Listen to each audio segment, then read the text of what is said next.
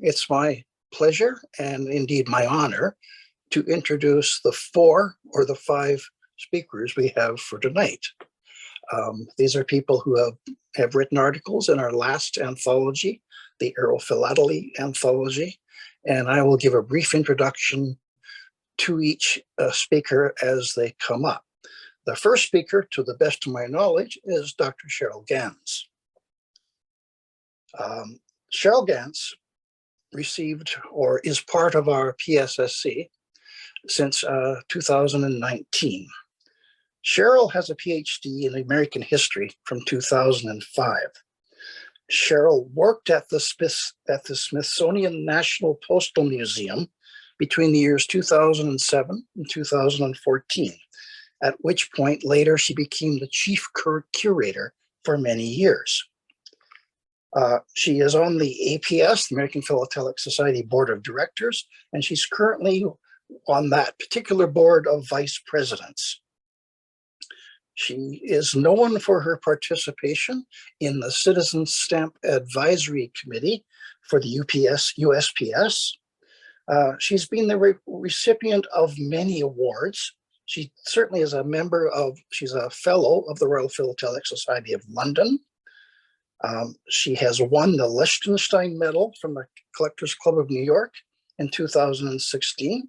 She won the Luft Medal from the APS in 2016 for her contributions to philately.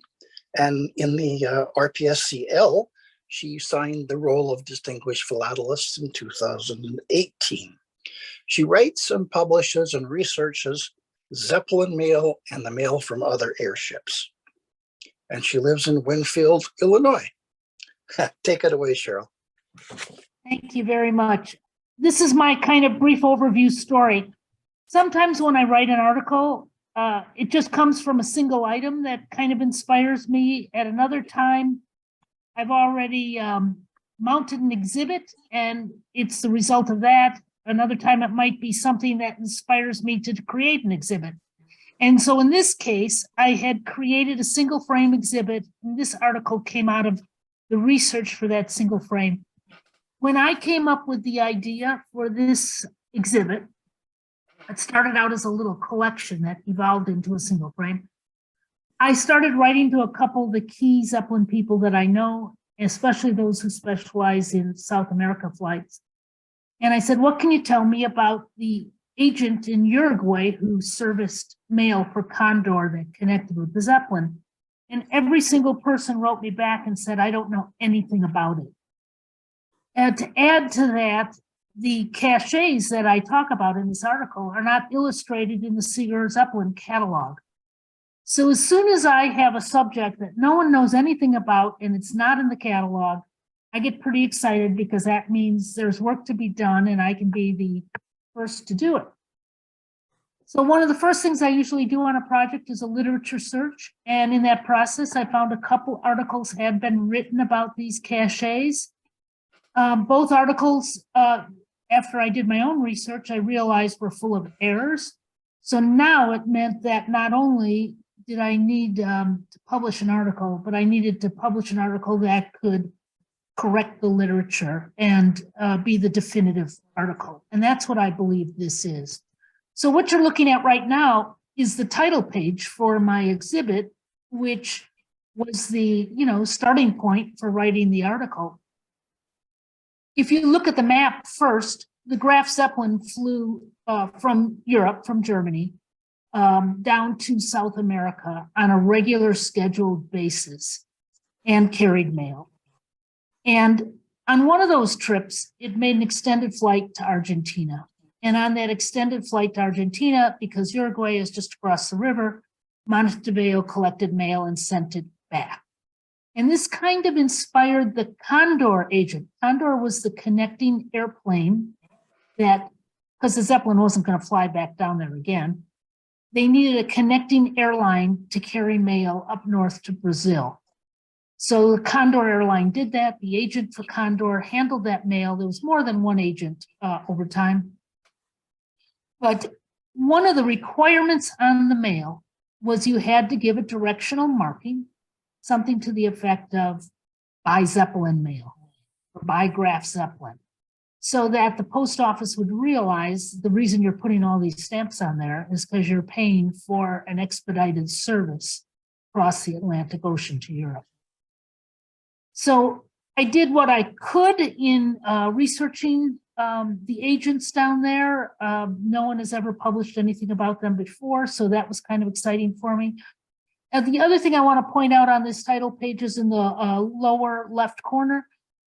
On Uruguayan airmail, you find this little box, and that box helps you decipher what the rates are. So as you can see, the top line translates to airmail, and the second line will give you the weight. Third line will be fees such as registration or extra services, and the last line will be your airmail rate. And then when you add all these up together, you get what the rate should actually be. But what you will find is the agent rarely had the correct rate on his mail, because he probably bought his stamps by the sheet and put on what was ever might be convenient. So now let me show you, one other thing I'll point out is just to the right of that, I talk about the rates. During this small time period, 34 to 35 that I look at, there was a rate change as well. So let me show you next what I'm actually talking about. I'm talking about these little rubber stamp cachets. So here you see one that's a palm tree. And so there are 12 of these rubber stamp cachets made by the agent. And you can see it says via Condor Zeppelin. So it's the connecting cachet between the airplane and the Zeppelin flight. And now you'll notice this one says that it's for Christmas, Navidad, because this was sent on the last flight of the Graf Zeppelin of this year, 1934, and that was called the Christmas flight. And the reason it was called the Christmas flight is there were many German immigrants and businesses from Germany in South America. So the Graf Zeppelin, when it flew from Germany to South America, carried a cargo full of fresh cut Christmas trees for the German immigrants. So that's always been known as the Christmas flight. So I think it's kind of fun that the very first handmade cachet by the agent is a palm tree, because down in South America, that would have been the Christmas tree. I'm only going to show you a couple of the cachets. All 12 are in the article, and you can see that with details about the rates and all that. But this one I put on there because when I was reading the literature, the couple articles that had been written, they described this bird and described it wrong, which I learned doing my research. So this is actually a southern lapwing. And so these 12 cachets are depictions of typical imagery from Uruguay. And this bird would be one of the birds you would find in that part of the world. Here we have the Pegasus, the winged horses. They are not unique, of course, to Uruguay. They come from Greek mythology. They match the postage stamps, which to me are some of the most beautiful airmail stamps ever put out. But Uruguay is not the only country that put out postage stamps with the Pegasus on it, but they're one of the more famous for doing that.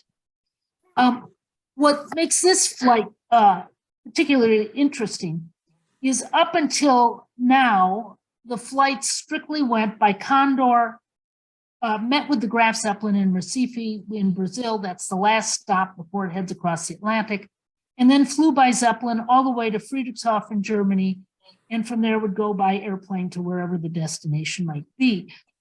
But in this case, this was the beginning in the next year, we're now in 1935, beginning of what was called the pendulum flights. There were competing ways to get mail to South America. First of all, you had the Zeppelin. Then you had Lufthansa airplanes doing parts of the route. And you had catapult planes flying off ships. And at this time, the catapult planes on the ships needed overhaul. So they weren't operational. So what the Graf Zeppelin did is when it crossed the Atlantic, rather than going back to Germany, it dropped the mail in Gambia in Africa, and then turned around and went immediately back to Brazil. And it made several of these pendulum flights. And so this example of a cover flew by Condor airplane to Recife, was put on the Graf Zeppelin, was dropped at Bathurst in La Gambia, and then it was put on a Lufthansa airplane and flown to Stuttgart. And from Stuttgart, it was delivered by airmail to the various locations. And here's my last one. So we talk about rates and routes when you do airmail, and in the article I give all the rates, and I break down how much registration is, how much the Zeppelin is, how much the Condor costs, all of that. So I wanted to point out a couple things. Because of the registration numbers, we've been able to identify how many of these exist. And it's I mean, for Zeppelin mail, it's a fairly small quantity. And, it's several dozen on a flight, perhaps. And at the same time, the rates are almost always wrong. Finding one of these covers with the correct rate is really a challenge. In most cases, some are underfranked, but most are overfranked. And it's because he's using up the stamps he has in stock. The majority of these covers are addressed to Hermann Seeger, who happens to be the agent in Germany.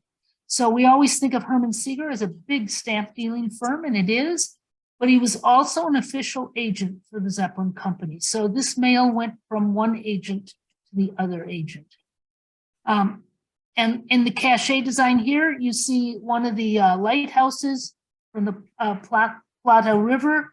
I looked at pictures of all the lighthouses trying to figure out which one this was based on all the windows. And in fact, it didn't exactly match any of them. So I just think of it as a typical lighthouse of the Plata. So this was a fun exhibit for me to do. On one hand, a lot of people will criticize this kind of mail, claiming it's philatelically contrived, and it certainly is. At the same time, this is almost a unique situation of this agent creating exactly 12 handmade rubber stamp cachets to use on the mail, each one used only for one flight. And I just find them absolutely charming. They all represent an identity of Uruguay, and nobody else has ever put them together before. So it was fun for me, and it was, for me, a great article to put together for this publication, because I feel like, as I said earlier, I created what I can call the definitive work on this very small subject.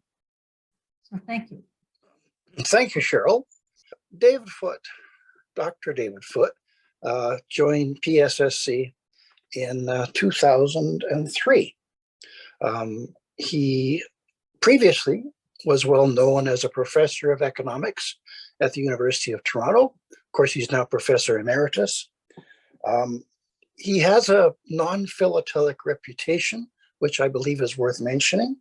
He is the author of one of Canada's best-selling books in economics called Boom, Bust, and Echo, which is all about population dynamics and demographic changes in the economy. He's known philatelically for his collections of Western Australia in particular, and for Pitcairn Island.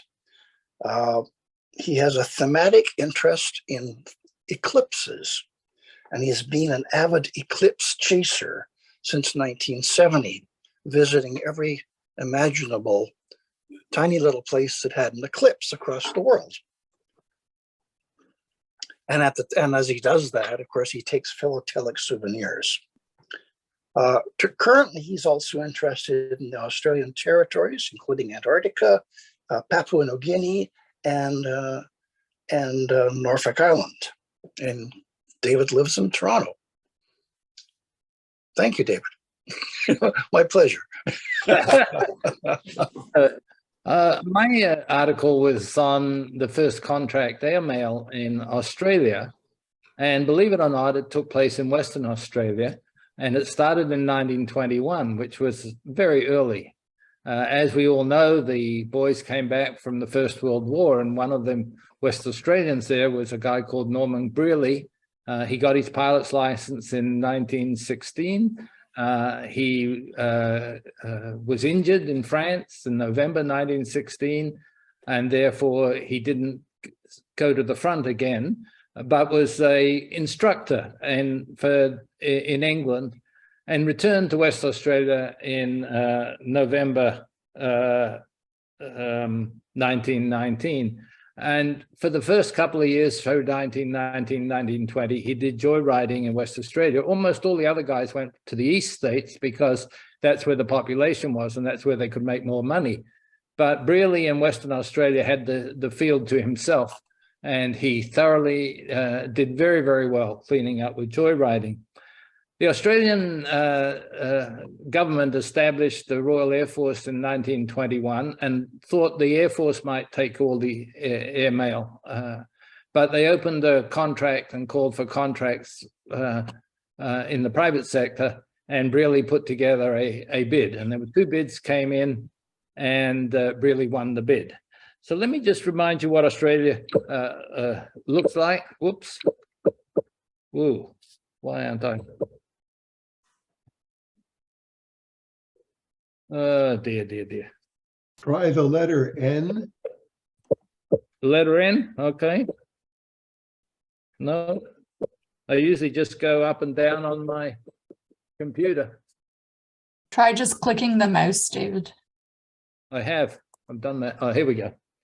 Okay, so here's Australia, and most of you know what it's like. One of the points is that the major cities are all around the coast, and in the middle, there's not a lot. And what I'm going to be talking about is an airmail route in Western Australia. The capital is down here in Perth, and it's this whole route up here, which is unpopulated and was a real challenge to provide. The services up here had been provided by the State Shipping Service, and so the airmail route was awarded in 1921, and it competed with the State Shipping Service. And the beginning of the airmail route was competing with the railways, which they didn't want. So let me quickly take you through what the article is. It traces the history of the airline. The first flight was to take place in December 1921, and on a Saturday they all assembled, and the governor launched the idea. On the Sunday, they flew from Perth up to the first stop, Geraldton. Now, this is where it competed with the railway, so they weren't allowed to officially carry mail, but in fact, there was unofficial mail carried. And these were the hops and mileage and kilometers. The planes they chose were a Bristol Tourer, and it had a maximum capacity of 400 miles, and even 300 was a good hop. So this bit here from Port Hedland to Broome was over 300 miles or 500 kilometers, and that was a big hop for them. You will notice the map of England sitting here to put it in context. West Australia is a third the size of Australia, and Australia is the same size as continental US. So that's like a third the size of the US. So the first step for the first couple of years was Geraldton to Derby, which was about 1,200 miles on 1,900 kilometers. That's a long way, especially in 1921. The state ships, the Bambara was very important in ferrying mail before the airways, and these were the Bristol Tourers.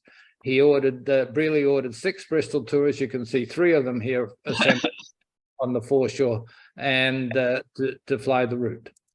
So here are the first covers that this is an aerial mail cachet provided by the airline. The post office wouldn't provide a cachet, but provided by the airline. And here it is on a regular mail from Fremantle on the 3rd of December. The flight up to Geraldton was the 4th of December, and that's why it has a 4th of December 21 date on it. And then they started the route up the coast on the 5th of December. Just 2 quick comments. The one on the right here is actually a forgery. You can tell that by the A here. is much broader than the A on the real cachet. And this is the only known cover with a date other than the 4th of December. This is dated the 8th of December. The planes took off, headed off about 3/4 of an hour, and one of them had got into trouble and had to land in the scrub up that area. The other 2 other planes that were with it, because they were going to stop off at the different post offices up the route, came back to see what was going, and unfortunately one of them crashed and killed both the pilot and the engineer that was with them. And part of the reason was that they were all worried about the state of the airstrips, which were the reason for landings, and they were the responsibility of the federal government. So there was great consternation at that stage. The flights resumed next year in 1922, so any covers from 1922 are quite early. And here's a couple of covers from 1922. I love these covers to the tobacco merchants because there's a receiving hand stamp, and that confirms that, in fact, the mail went by aeroplane. The rate in those days was 2 pennies for postage and 3 pennies here paid by 2 1.5 stamps for the airmail fee. The 2 penny postage was for 1 ounce. The 3 penny airmail fee was per ½ ounce. So you'll see a 2 penny and a 3 penny.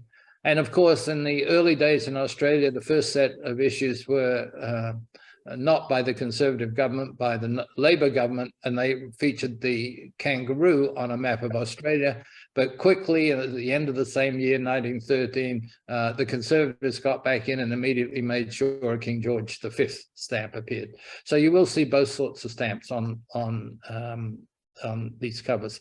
1924, from a different stop up the coast, Derby down to New South Wales. So it would have come the full route from Derby down to Perth and then taken the train across the rest of Australia. By 1924, they were allowed to fly into Perth. And so you started to see covers appearing, going into Perth, being flown into Perth. Hand stamps appeared. Different companies developed different hand stamps, and they're kind of interesting to look at. And this cover here is the last day of the tuppenny rate on the 1st of October. The war tax of halfpenny of 1/2 penny was removed. And so the rate then became 4pence halfpenny. And that's why we end up with these funny stamps with funny rates like 4pence halfpenny. It covers the penny halfpenny for the postage and the 3pence for the airmail fee. In 1926, the post office introduced a formal forwarded by airmail cachet, and the first known use is in April. Here's an early use from Port Hedland in May of that year. And here are 3 other covers from 1926 from Broome, this one from Kalgoorlie into Perth, and that circle in the forwarded by airmail cachet was supposed to have the circular date stamp put in it like this when it entered the airmail service. So this came out of the service into Perth and then went up to Derby, going through the full route. The one on the right here is 1928. I like it. It goes to Nairobi, Kenya, British East Africa. Then by 1929, they got to chance. So they got to bid on an east-west service, linking Perth, Western Australia with Adelaide, South Australia. Here the distances were a bit bigger, so they had to get bigger aeroplane. By then, of course, the airplanes were getting bigger, and they used the tri-motor because they were flying over the Nullarbor Desert here, and the tri-motors, if there were any problems with one motor, you had 2 others to work with. That did happen periodically. There were 3 stops along the route, at Ceduna in South Australia, at Forest just over the border in West Australia, and at Kalgoorlie.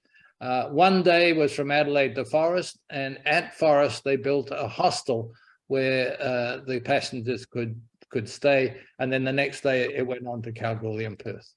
And here's the hostel, here's the hangar, and here's the plane at that Forest.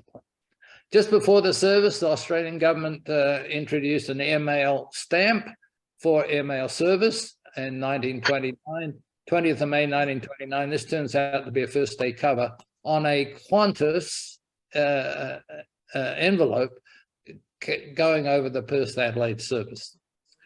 Lots of covers, 19,000 covers were flown back and forth on this flight. And so they're not hard to find, but it's hard to find covers to the intermediaries. The top one here goes to the hostel at Forest. And so it left Adelaide on the 2nd of June. They encountered bad weather, so they had to go back and couldn't get out until the 4th of June. So it arrived on its first destination at the 4th of June. And here, this shows that it finally arrived in Perth on the 5th of June. Here's the return flight going, and here I've chosen 2 registered covers, one to Vancouver, British Columbia, one to the USA. Registration fee was 3pence. The overseas rate was 3pence. So you got 3pence for registration, 3pence for postage, and 3pence for the airmail. So these covers have 9pence on them. Here's a couple of covers to the intermediaries, Sardunia, Kalgoorlie, Forest, signed by Brearley himself. And they sold also all little trinkets for the route. Then they got to extend their northwest service a little bit more around the mountains up here, stopping at Fitzroy Crossing and Halls Creek. And that service went into effect in 1930. And here's a better look at it. And that then, all the way from Perth to Wyndham, was over 2,000 miles or over 3,000 kilometers. This was a huge distance for these covers. Couple of first flights here from Perth up to Wyndham, and this goes to the meatworks at Wyndham because this whole territory was sheep and cattle country, and the sheep and cattle were slaughtered at Wyndham for exporting meat overseas. And here's a derby to Wyndham, just this little part extension cover. Other covers around eastbound from the 2 intermediates registered from Fitzroy Crossing and Halls Creek, and the return journey Wyndham down to Perth and going on, another one going on to Victoria. I mentioned the stations. The stations up there are sheep and cattle stations. They're huge. Here's 3 covers to Mungabulangana Station, and Mungabulangana Station is over 500,000 acres. Think about that, over 500,000 acres. It's huge. And I put this one cover in, it's not in my article, but this is the rate was a penny halfpenny postage and 3pence airmail. And between here and here, the rate went up to 2pence and penny halfpenny airmail. So you needed 5 penny again. And here is the 5 penny on a. And here's another couple of covers to Yalbalgo Station, another big station. This one's over 200,000 acres. The one on the right is a particular favorite because it has the very scarce Mundabulangana hand circular date stamp. So it's going from one station to another cattle station up there. Finally, the beginning of the end occurred for West Australian Airways in 1934. By then, Australia was developing a route through to connect to Imperial Airways in Singapore up through to England, and Qantas was establishing the service through Queensland, through here into the Northern Territory, and that's why it's called Queensland and Northern Territory Aerial Services, Qantas. And so they wanted to extend this little route from the end of Wyndham across to Daly Waters and pick up the mail that went up to Darwin and on to Singapore and the rest of the world. It turned out that West Australian Airlines, and in particular Mr. Brearley, had alienated the people in the East so much by if he needed a new fuel tank, he put it in. If he wanted to put a few extra seats in the plane, he put it in. And then he informed the authorities instead of informing the authorities and getting their permission, because he found it always took too long to get their permission. So by 1934, he'd alienated them so much, they got so pissed off that instead of awarding him this little extension to his route, they awarded it to an unknown group called McRobertson Macmillan Airlines. And so that was the beginning of the end for West Australian Airlines. Here's a cover from Wyndham to Daly Waters, signed by Mr. Miller, Horry Miller. And here's a flight going the other way from Daly Waters all the way back down to Perth. Finally, he, with only one route, left. And with the 1930s reducing passenger travel and with too many planes for the route, he finally sold out in 1936 to Adelaide Airways. And it was a consortium putting together, consolidating all these little regional airlines, Adelaide Airways, Holloman Airways from South Australia, West Australian Airways, and they built a national airline called Australian National Airways. And that was the end of West Australian Airways. Last year, in 2021, Australia recognized this with a stamp and put it on a couple of show covers to the centenary of the beginning of that flight that started in 1921. So thank you very much. Thank you, David. Do we have any questions from the audience? I do have a Yeah. question. Yeah. The covers where they started putting on by aerial post, those hand stamps that you showed, there's one or two, were those from the post office or were they private? They're all private. And in fact, it's a nice little study on its own. That was my point. They're all private and they started in about 1923. And you can look through your covers and you can see all sorts of neat little private hand stamps by ML. And the ML stickers didn't come in until that 1929 flight that went east-west. And then you had a whole variety of ML stickers. So there's a whole nother study you can do on the ML stickers and the ML hand stamps associated with this. And they're a lot of fun. I had 3 of them on one page, but we didn't have time to dig into. Yeah. Thanks, Ingo. Yeah, David's, just one quick question. At the beginning, David F., you had one cover. So there was a flight on the 4th, and you had a cover that was dated on the 8th, and you said that was the only one that had been found. Do you have any idea why? I mean, it's no, nobody knows. By the way, there are about little over 50 of these covers known in the world, and the census is 58. That is the only one that has a non-forged date that's different from all the others. And so nobody knows exactly why. It is believed that that went on the first flight, that someone just mucked around with the date stamp. But it is a genuine hand stamp. And as I said, it's unique. These covers are very hard to find. And this, if you're going to do a display on this, having those covers is absolutely essential. Those are the first flights. The 2 airmen that were killed were buried at one of the on one of their stations, and their graves are still there. And when the wildflowers come out in the spring, it's a lovely sight, even though they're graves. You've actually visited the spot? I haven't. I was brought up near there, but that's inland, and it's very hard to get in there by road, even today. By the way, up in the northwest, one of the places is Fitzroy Crossing, and they've just had a cyclone go through, and the cyclone has wiped out all the bridges and all the roads. They're in a hell of a mess up there as of today. Fitzroy Crossing is the bridge crossing the Fitzroy River, and the Fitzroy River just swelled up, and they seldom get very much rain up there, but it's taken out the bridge and everything. So it's not easy to get. And these are huge distances that you have to go.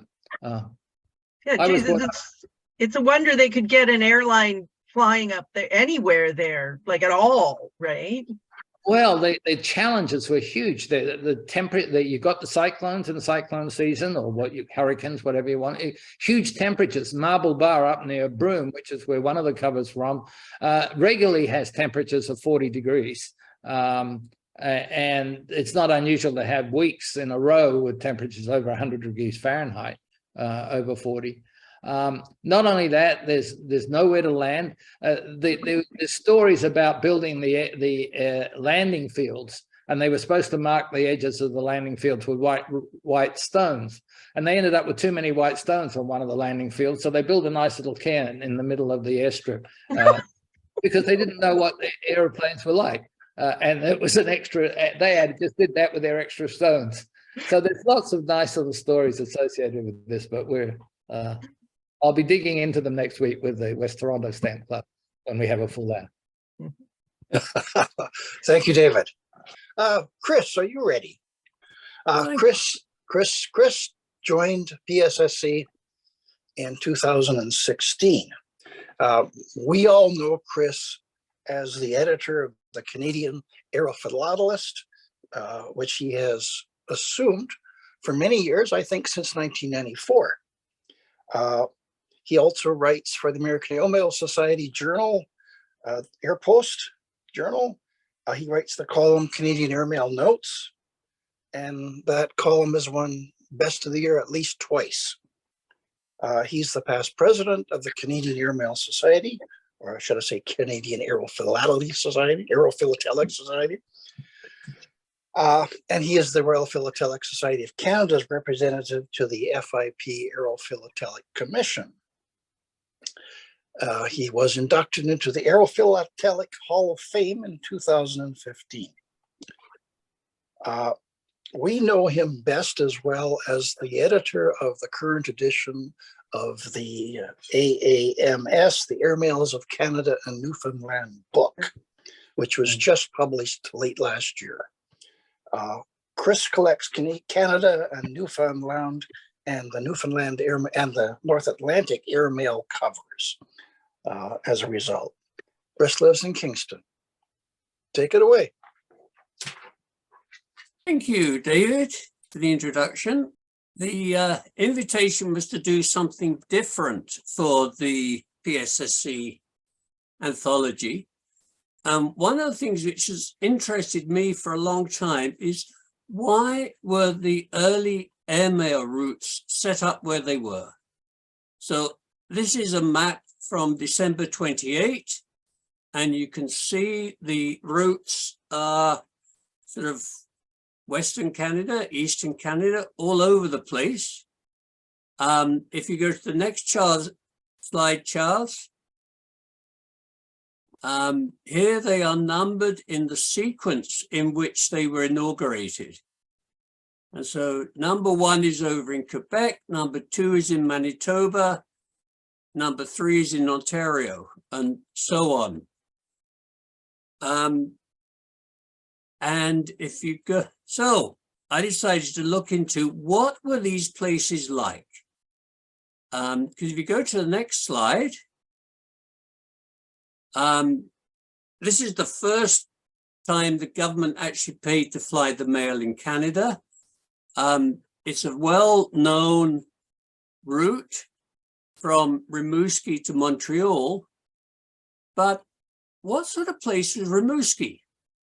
It's on the south shore of the St. Lawrence, and it was chosen as the base for the airmail flights because it's the place where the pilots would board ships coming up the St. Lawrence River or take pilots off for ships going down the river. And the plan was that when the pilot boat met an incoming steamer, it would also transfer the mail. The mail would then be taken to the harbor and flown up to Montreal, and that would save, they hoped, a day or 2 days on the route. So Rimouski is talked about a lot, but what sort of place was it? Turns out it's quite a small place. It's a population of about 6,000, and it was had a typical Quebec economy based on forestry, and then developed as a regional center for trade, teaching, government, church administration, and so on. Now, the next one, if you would move on, Charles, was set up at Lac de Bonnet. And if you look really closely at a map of Manitoba, you don't see Lac de Bonnet. It's a tiny place. If you'd enlarge, Charles, this is a big enlargement. To find Lac de Bonnet, since I don't have my pointer, if you go to Winnipeg, the little blue lake just to the east of the G on the map in Winnipeg is Lac de Bonnet. And it started off around 1900 as a brickworks. And then it was a good brickworks, so a railway was built from Winnipeg out to Lac de Bonnet.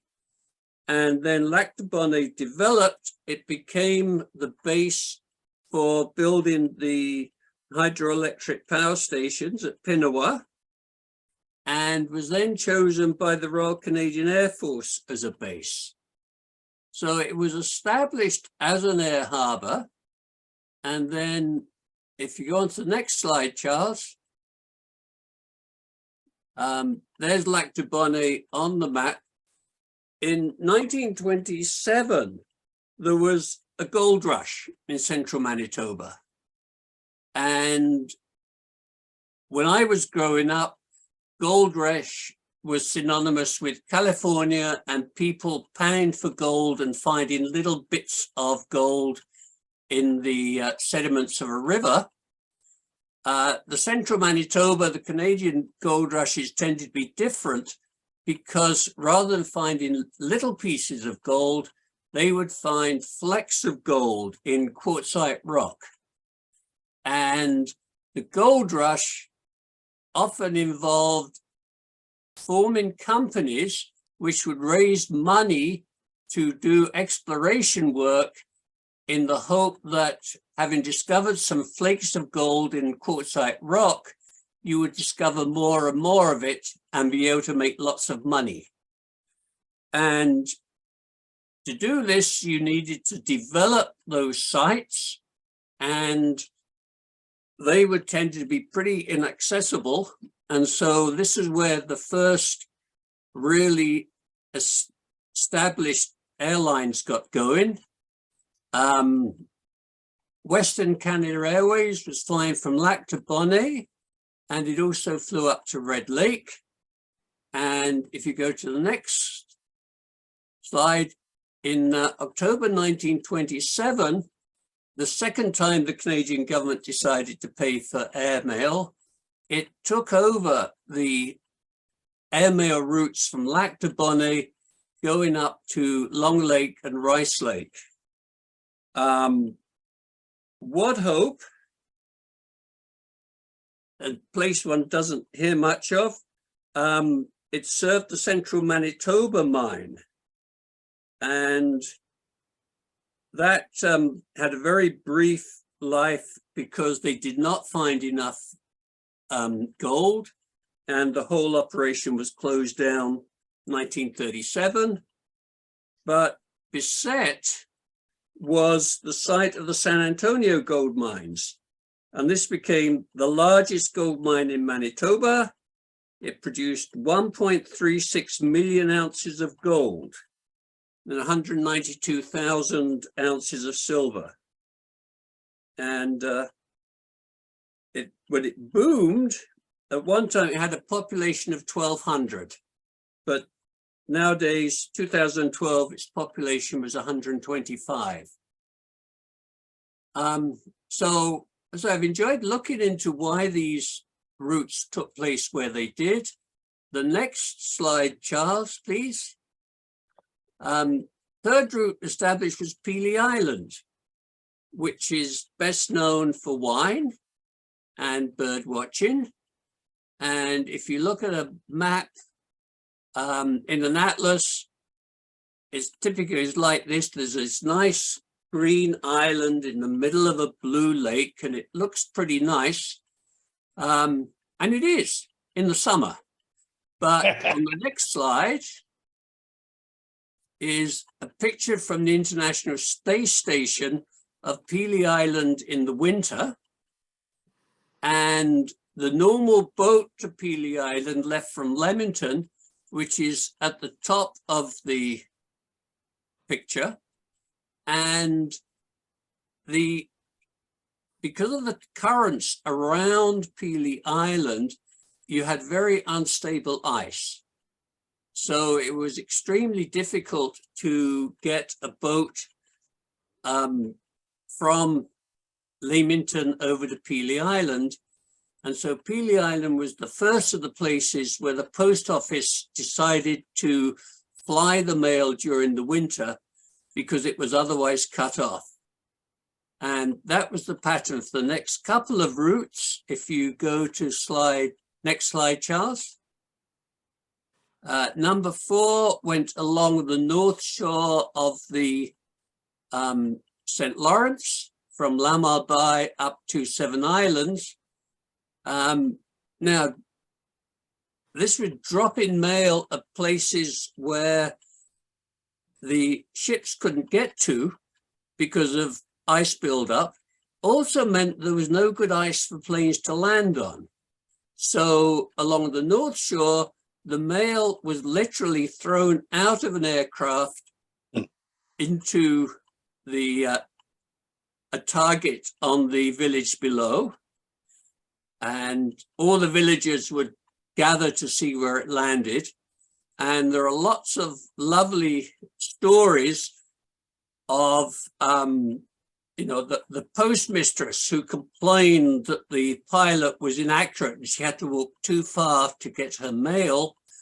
And so the next time around, the pilot decided he'd put it in her garden just to sort of show her, except he slightly misjudged it and the mailbag went straight through her kitchen window.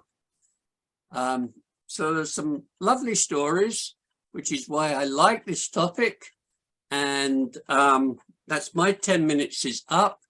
And I would invite everybody to read the article and find the stories behind the other locations. And thank you. One quick comment, if I may, Chris. My wife is a Leamington girl, and she remembers that the planes from Pelee Island in the winter not only carried mail, they carried the students coming to the Leamington High School every day. Every day, or they didn't stay overnight? Yep, that's what her memory. Yeah. Wow. All right. Also, isn't Pelee Island, the southern tip of it, the most southern part of Canada? Yes. And the American border is not very far to the south of that. So flying that route, good thing you're not a Chinese weather balloon back in those days, because you'd be in trouble. The tip of Point Pelee, not Pelee Island, just the point, is further south than the Oregon-California border. Okay, thank you very much, Chris. Thanks, Charles. And the rest of that article is equally informative. Ingo joined the PSSC in 1998. He's a fellow of the Royal Philatelic Society of London. He's a fellow of the Royal Philatelic Society of Canada. We know him best as our immediate past PSSC president. Ingo is passionate about the postal history and the philately of Hong Kong, based upon his work experience as I'm going to call you an international traveler in business. He took a shine to Hong Kong, and ever since then, he's been avidly involved. He's the vice president of the North America. He's the vice president / North America of the Hong Kong Study Group. He's the vice president and secretary of the VG Green Philatelic Research Foundation in Toronto. And in addition to his Hong Kong stuff, he collects and exhibits Canadian Parliament engraved booklets and the Queen Elizabeth II Royal Household Mail, which I'd like to see sometime. He lives in Brampton and is actively involved in the Bramalea Stamp Club. Take it away, Ingo. Thank you, David, and thank you, everybody, for attending this. It's a really unique thing to be giving little presentations on essays that we published. It makes me proud of what the PSSC does. When we chose Aerophilately as one of the themes for an anthology, I was racking my brains because I've never thought of myself as an aerophilatelist. I'm a specialist in Hong Kong, and that's a pretty narrow area. And so I had to really figure out, okay, what am I going to do? But then I came across a bunch of covers I had with these strange markings saying by air to Office of Exchange only or by air to London only. And I started studying those and ended up coming up with something that you can construe as Aerophilately. So my essay was an examination of Jusca markings used on Hong Kong airmails between 1936 and 1950. I'm going to share the screen here. Yeah, so in the initial stages of airmail, letters were often routed by a combination of air and surface modes as airlines were developing their itineraries to ever further destinations. This necessitated the practice of the sender or the origin post office placing routing instructions on the envelope to indicate how far it was to travel by air before it was transferred or exchanged to surface for carriage to final destination. The place where these Jusca mails terminate air service and are placed in the surface transport modes is called the exchange office. Originally, these markings were primarily by manuscript written onto the envelopes, but eventually postal authorities provided hand stamps named Jusca in the official UPU language of French, which translates to as far as. So I'm just going to show some of the covers to illustrate the different kinds of Jusca markings that you find in Hong Kong and talk a little bit about the impact of the routing and the rates, because there was a definite effect on rates depending on how you wanted to route your letter. So the first one I'm showing is a manuscript marking. It hasn't moved. Yeah. I think my connection is a little bit, okay, there we go. So the first one is the manuscript marking, and you see on this lovely cover going from Hong Kong to Cook Islands in 1936 by air to Darwin only. And it comes a little bit in line with other themes that were discussed this evening, like the airmail services of Australia.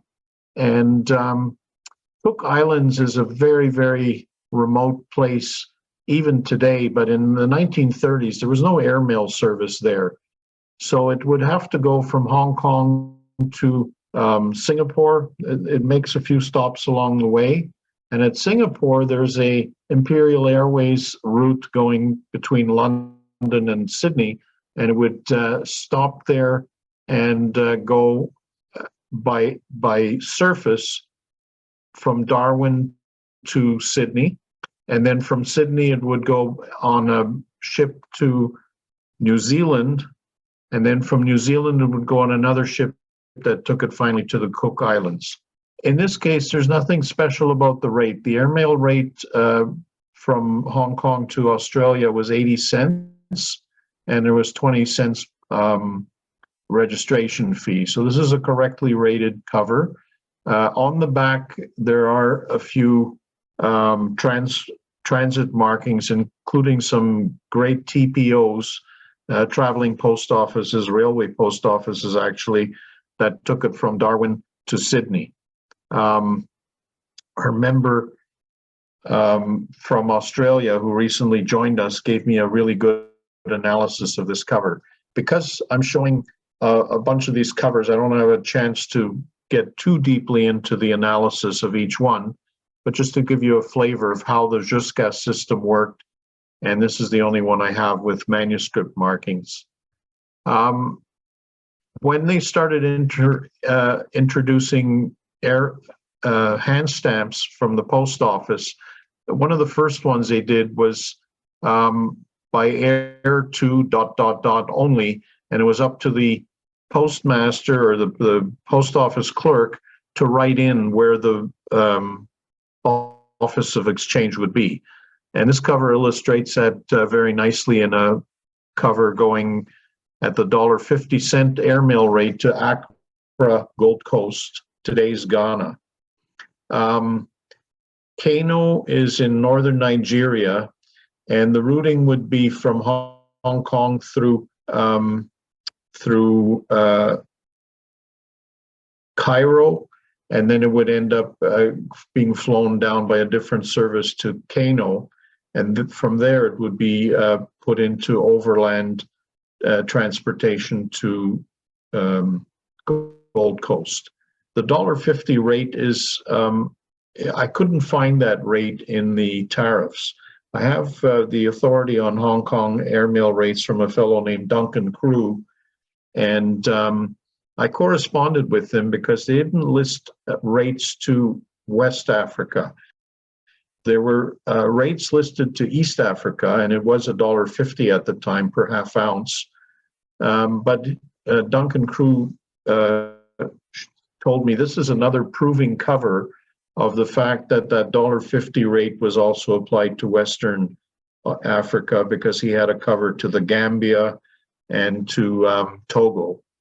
So this is a good cover, partly with the jusqu'à aspect, but also the rate being a proving cover that rates that weren't published but were also applied. The next one is by air to London only. This is the most common jusqu'à marking out of Hong Kong. There's about 9 or 10 different varieties of it. I'm just going to show 2 here, but also to illustrate another aspect. So one of the rules they said in the setting up the jusqu'à mails is that at the Office of Exchange, they should delete the airmail, either etiquette or imprint. And in this case, there's an imprint par avion, and you see those red smudges crossing that out. In London, they practice that pretty religiously. Not all the time, but you'll find a lot of these jusqu'à covers going via London to have the airmail etiquette or imprint deleted. In other exchange offices, it's not so prevalent. You don't see it that often. The rate situation of this cover is also interesting because it went by air to London only, and then my surmise of the onward carriage to Amsterdam would be by rail from London to Harwich, and by overnight ferry from Harwich to Hook of Holland, and then south to Amsterdam. The rate was $1.20 because of that longer routing. If you wanted it to go by air all the way through or by air throughout, it would have been $1.30, and it would have had to use a different airline than Imperial Airways. Here's another example of the by air to London only. Now we're in the post-war era in 1947. A letter going to Vancouver, BC. It's got also $1.20 of the rate. And what I'm showing here is, first of all, this different kind of jusqu'à marking for by air to London only. And like I say, there's about 9 different ones of them. And to contrast the rate, in this case, now post-war, they were starting to redo the tariffs for airmail. And so 120 was it by air to London only. But if you wanted by air throughout, the rate was $2.80, so way more than double the rate to get it going by air freight all the way. The airmail service, the difference in time would have been significant. It would have gotten into, like, you would have saved at least a week of transit time by having it by air throughout. But at this time of the reconstruction of rate tariffs after World War II, there was a huge difference, but that $2.80 rate didn't last very long. And this is one where you can only tell that it's by air throughout by the rate. It wasn't marked. Then you get a range of cancellations or hand stamps called by air to Office of Exchange only. So this was put in place by the post office because there were too many different places where the mail could be exchanged. Anywhere along the route where there were stops, Penang, Singapore, Rangoon, Bombay, Calcutta, Cairo, Athens was a major exchange station for mail to Europe, and so on and so forth. So they had the sense to call it by air to office of exchange only and let the post office deal with the routing. This one's going to Northern Rhodesia, which is a really cool destination for Hong Kong mail. There's not a lot of covers going to that country that I've seen. And it's at the $1 rate. And then we have some exotic offices of exchange that were either short-lived or we just don't have a lot of mail for it. So you've got by air to Leyte only. This is in November 1945. So just 2 months after the liberation of Hong Kong from 3.5 years of Japanese occupation. And Leyte is a island in the northern Philippines where the United States military had a major operation. And in the early post-war days, they would receive flights from Hong Kong and transfer the mail to ships going to mostly to the USA, but also to other places. So by air to Leyte only is one of the scarcer markings. There's 2 different kinds. I only have one of them, and I'm really happy I have this cover. Now we're getting into the more rare ones. By air to Calcutta only, I have 2 of those, and it's from the same correspondence, and it's again early post-war. This is in February 1946 when the world is sort of reconstructing itself from the ravages of World War II. Airlines are starting to reconstruct their routes, and post offices are starting to redo tariffs. The tariff in the immediate post-war period out of Hong Kong was $1 per half ounce anywhere in the world. That lasted up till about June 1946, at which point they had some actual official tariffs in place, differentiating distances and places where the mail was going. And by air to Calcutta only, to my knowledge, the population of that marking on covers is less than 50. Here's one that's even scarcer, and that's by air to Sydney only. Probably less than 20 of these known. It went to Sydney from Hong Kong to Sydney by air, and then it would have gone, I think, overland to Melbourne, but somebody told me it could have also gone by sea. So I haven't studied that routing in as much depth as I probably should have to prepare for this talk, but each one of them has a very interesting routing, and it's fun to get these, and I'm really happy I have this one because this is one of the scarcest ones. Probably by train, Ingo. Would it have been by train? Okay, thank you, David. So then the last Jusqu'à marking I'm showing is by air to USA only. Now you would think that there's a lot of mail from Hong Kong to the USA, and you would think that would be a really common one. Well, it's the exact opposite. And that's because it didn't really make sense to have by air to USA only, because the US is a continent, and it's a self-defeating instruction because it would go by air to the US anyways. So it was in use for less than a couple of months. And there's something like, when I got this one, there was only, this was the 4th known. In the meantime, about a dozen have appeared on the market. So it's a very, very scarce marking.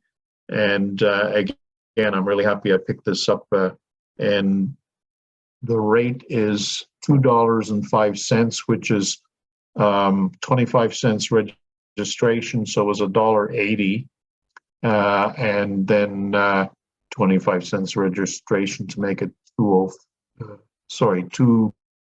25. Yeah, sorry, it's the $2 airmail rate and then 25 cents registration. And then we have the by air throughout markings, and we do know that these were issued at the post office. And there's 3 types that are listed in the Proud, and this one is a new discovery which I recently acquired from an auction house in Sweden. And all the other ones are not in a rectangle; they're unframed. So this is a new discovery. Again, the rate for this is now in 1950. It's $1.50 going by air throughout, so it would have gone by air all the way to Stockholm. If it were by air to London only or an office of exchange somewhere else, it would have been $1.30. So there's again an impact on the cost of the postage based on the routing. That's the end of my talk. I'll just mention a few more things. So the Jusqu'à markings became redundant in the 1950s because, like I say, first of all, the airlines started to have much longer flights. Even the advent of jets obviated that it didn't have to go by multiple modes.